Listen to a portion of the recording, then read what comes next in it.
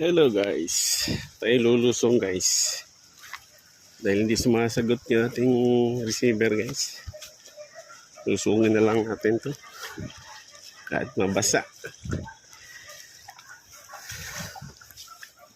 Sigurado kung kukunin ba ito ano. Kapalaran to guys.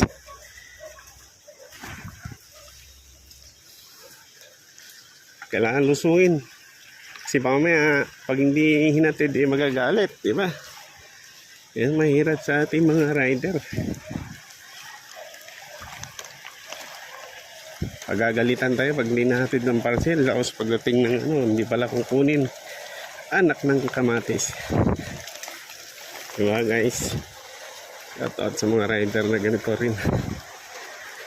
Ang sitwasyon. Kung may tao.